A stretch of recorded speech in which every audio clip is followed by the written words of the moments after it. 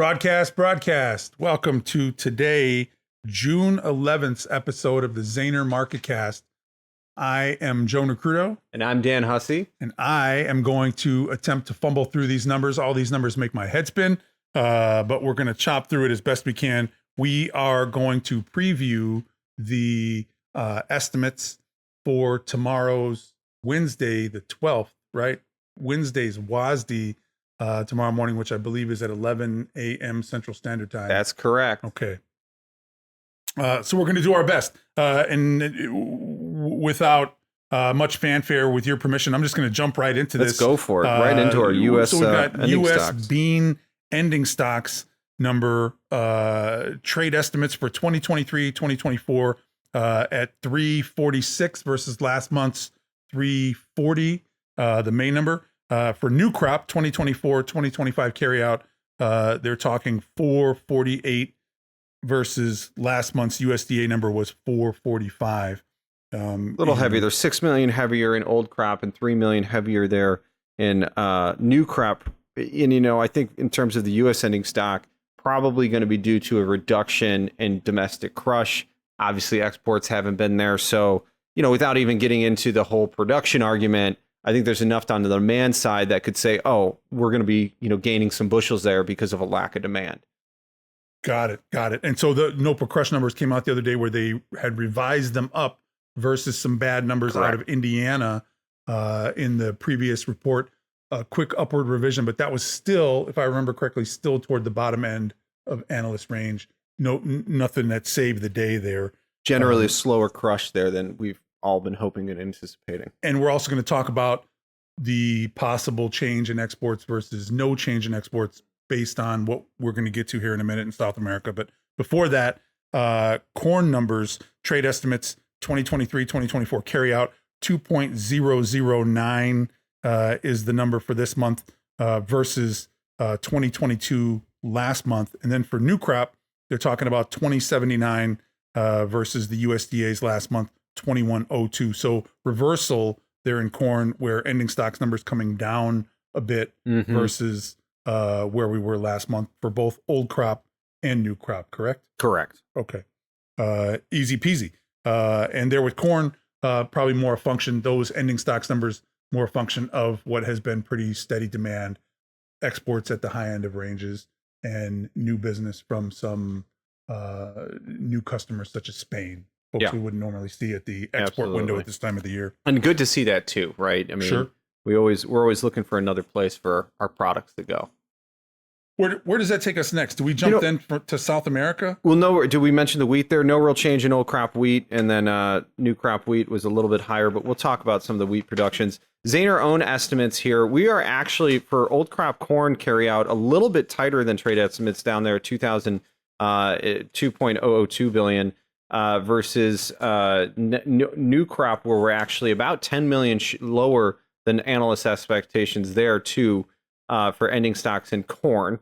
On the bean side, we are right in line with the analysts. In fact, we set the arguably set the trade estimates there. But nevertheless, let's take a look maybe here and start jumping right into our world grain ending stocks, where just starting things off with wheat, and we'll get to the production numbers for wheat there at the end. But wheat ending stocks for old crop here coming in at 257.34 million bushels, million metric tons versus May's 257.8. So about a 500,000 reduction there globally. With some of the news out of Russia recently and what have you, obviously these numbers aren't going to reflect that, because today's number kind of sent wheat a little higher, today's reports of up to 20 to 30% of global wheat production under some Russian wheat production who accounts for a third of the global wheat production. They were saying that maybe 15 to 25 or 30% of that wheat has been impacted by frost. And it was notable because that was the head of the growers union, I think, as opposed to Russian government official. And to breeze through our corn and soy for old and new crop here, because we're going to talk the South American numbers, which is really where where the big change on that global balance sheet is. But average trade estimates for 311.35 million metric tons for old crop corn. That's down from 313, so nearly a 2 million bushel or million metric ton reduction there in old crop corn. New crop corn, about 1.5 million lower at 310.55 compared to 312.27 last month, with soy production coming in, or ending stocks, coming in at 110.33 average trade estimate for new crop. That's about 1.5 million lower from 11.78 last month. And for new crop soy, 127.25, exactly 1.25 million metric tons lower than the 128.50 from last month's estimates. And again, we'll get into those numbers here with the South American production. Our own Zaner analysts' own estimates here are just about in line with our the average trade estimates. We're at 311.20 for old crop corn, 309.40. So again, almost in line with both those numbers. Our soy estimates, however, are a little bit on the higher side, looking for 112.3 in the old crop soy. That's compared to the 110.33 analyst trade estimate, and 128.50 there for new crop soy compared to 127.25. Likely on the back, and I think I talked to Ted a little bit about these numbers, likely on the back of slower demand out of China. Seeing China sell off some soy meal earlier this year might unfortunately cut into that domestic demand there and the crush demand out of China, but we will see if that comes to fruition. Moving on into our South American production, Joe? Sure. Argentinian corn crop looks like it goes from 53 down to 51 million tons. Brazilian potential cut. These are the average, right? These are the average numbers. 1 million tons. You're going from roughly 122 to 121 million tons. Now, there are some rather large ranges, I think, or maybe not large, but there's a range here. Interesting. Yeah, so, 5 million trade estimate range here on the corn number, but lowest estimate coming in at 48 to the highest at 53. So really spreading out amongst the trade analysts there in terms of Argentinian corn production. You could almost, this is as big of a one for Brazilian beans at 5 million there, 154 to 149 on the trade estimates. And some estimates have been much lower in Brazil. Yes. Now, we're looking for those numbers to come up. Well, maybe the USDA number comes down, but we'll see what we get tomorrow. For beans, Brazil coming in at 151.8, I think was the average, down from 154.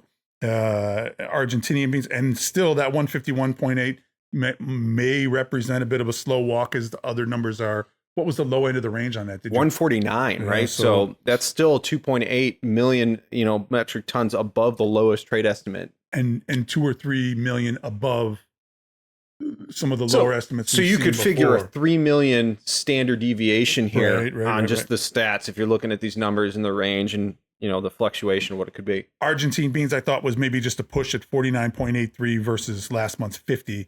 So we'll see with that. So in terms of potential surprise, maybe if the USDA does embrace lower South American numbers, or maybe if they don't. That really could be where we see the fireworks tomorrow. Yeah, and to give everybody an idea here, we're looking at a 2.3 million metric ton reduction on average there in the Argentinian corn number. I think I wrote down only a 0.17 million metric ton in the beans in Brazil, a 1 million metric ton reduction for corn in Brazil against the trade estimate in the USDA May number, and then a 2.2 million reduction in the analyst trade estimate versus the USDA number. So that's a total of 2.37 million metric tons of beans, 2.37, lower of soybeans out of South America, and a reduction of 3.35 million for corn out of South America. Those are some huge swings. And I think, the core of where you're seeing that balance sheet change for the global, numbers here, it's really because of a lower, production number out of South America that we need to be paying attention to. For sure. Yeah. So with that being said, that pretty much covers all of our numbers here for tomorrow's WASDE. You can always get in touch with us over here at Zaner. Leave us a like or a comment in the information, below, and be sure to check out our Zaner Daily call in with our very own ag hedge market strategist, Ted Seifried. It's completely free. You can get the link in the comment section of this video, and be sure to check in back with us tomorrow and on Thursday as we go over a post WASDE recap in our weekly rendition of the Zaner MarketCast. So thanks for joining us, everybody, and we'll be back with you as price action develops.